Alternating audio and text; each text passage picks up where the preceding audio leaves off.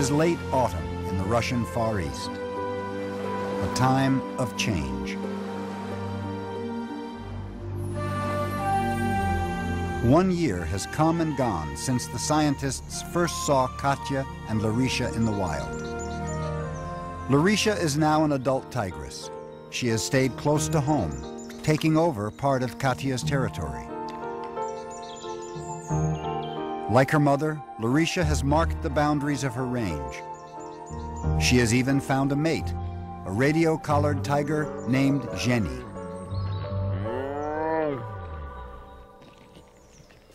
Tigers can live in jungles, tigers can live in swamplands, tigers can live in boreal forests. But what is critical is where those ungulates, where that prey base can live. And so when we ask, how do we save tigers, how do we save tiger habitat, we're really asking, how do we save habitat for the ungulates upon which tigers survive? Wild boar make up more than 50% of the tiger's diet. Boar feed on Korean pine nuts, which are abundant in the dense forests of the Sikhote Alim.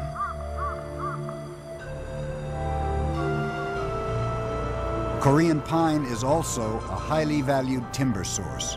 Large numbers of these trees have been cut from the taiga, and although now protected, illegal logging of Korean pine continues to this day.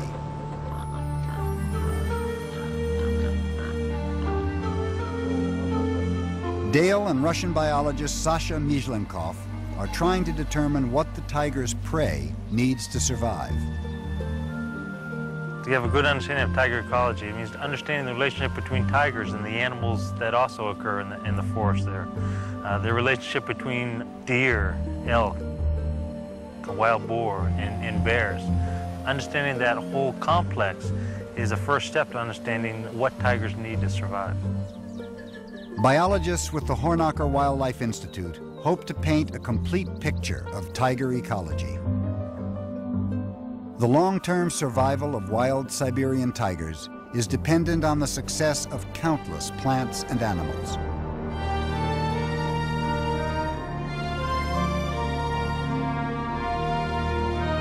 Larisha's mate, Jenny, has spent the last 3 days in one area. He moved on early this morning. Linda and Kola are going in to investigate what Jenny left behind. Wow, Vidish, look at how long this drag is. Tigers usually don't drag their kills this far unless something's disturbed them. The two researchers expect to find the remains of a tiger's kill. What they discover shocks them both. Oh, it's a tiger. You show us, dear. My God, it's a tiger. It's a Jenny. Задняя. Это маленький. Дай замер. When we first walked into that kill site, of course, we were expecting to find an elk or a boar, the usual food item of a tiger. It was pretty shocking when we looked down and saw tiger paws. 8 сантиметров. 8 centimeters. Да. 8 centimeters. Да. 8 centimeters. This is a cub. 7.5 centimeters. It's a young. Это очень молодой. The researchers must now determine the identity of the tiger and how it died. Linda fears the dead tiger is Larisha. Oh, there's blood here on her nose. Almost like she had come off a kill. Maybe. Her bone was broken. Her rib was broken. Не ломай. It's almost like they were broken off. The claws are dull on the end, almost like they were. She was dragging. Almost shattered on the end, but they're not bleeding. We were looking at her claws because they were black and they were eroded on the end, as if she had been drugged on the asphalt. Kola and Linda are confused by their findings. Broken bones, ripped flesh, tar in the fur. A tiger did not kill this animal. Right now I suspect that this is Katya's 20-month-old cub who's been on her own for the last several months, not traveling with Katya, which is a bit confusing right now because we know that they've also spent time together, this cub and Jenny. They've shared kills, and we suspected that they mated. So I'm not sure what's going on, but what we need to do is search this area more, see if we can find a few more bones, see if we can find some more tracks, and try to piece the puzzle together. We work with these animals every day. That's our job, is to track these animals, and they become like part of our family. And we know so much about them, though we rarely see them.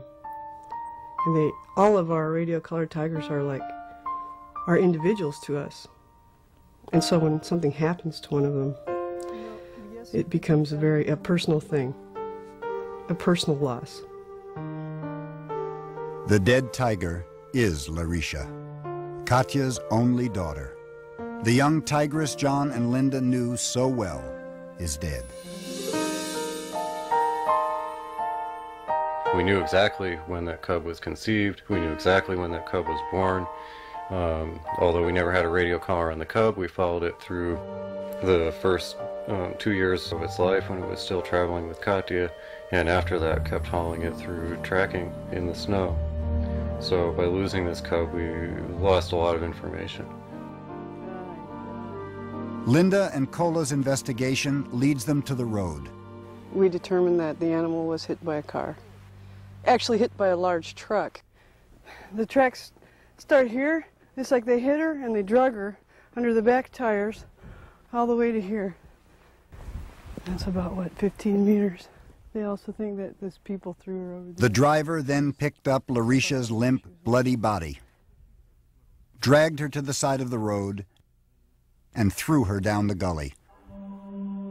Larisha's mate, Jenny, found the young tigress. Tracks show that he carried her more than 200 yards, an incredible distance, to a clearing in the forest. Jenny stayed with Larisha for 3 days before leaving. The fact that the animal died a senseless death because somebody was driving too fast on a road does make me angry. This is the only road through the reserve, and it goes right through the middle of one of the most productive tiger home ranges on the reserve. But because of this road, every single tiger that has been born in this area for at least the last 8 years has died as a result of either being hit by cars or from being shot by poachers from the road. There are times like this when the future of wild Siberian tigers seems lost. Yet in Siberia, it is said, hope is the last to die. Despite all odds, the number of wild Siberian tigers is on the rise, from a low 250 in 1992 to an estimated 350 today. The tiger, and especially the Siberian tiger, is perhaps the ultimate symbol of wildness, the ultimate symbol of perhaps our link to nature. Everybody is enamored or afraid or in some way has some kind of relationship to a tiger, whether they've seen one in the wild, whether they live where there are tigers or not. Children know about tigers. One of the first animals they learn about. T is for tiger. If we can't save an animal with that strong a cultural symbol, not only for Russia but for the whole world, it comes down to asking the question whether or not we can save ourselves. And so we need to save the tiger as much for its own sake as for our own. They're beautiful animals. They're a treasure, a jewel on this earth that we should protect. I can't imagine life on this earth without other creatures so exquisite. It's clear an opportunity exists to save Russia's greatest treasure, not just in myth and legend, but as it has lived for centuries, stalking the snowy peaks and river valleys of the Russian Far East. A place and a people that live in the shadow of the tiger.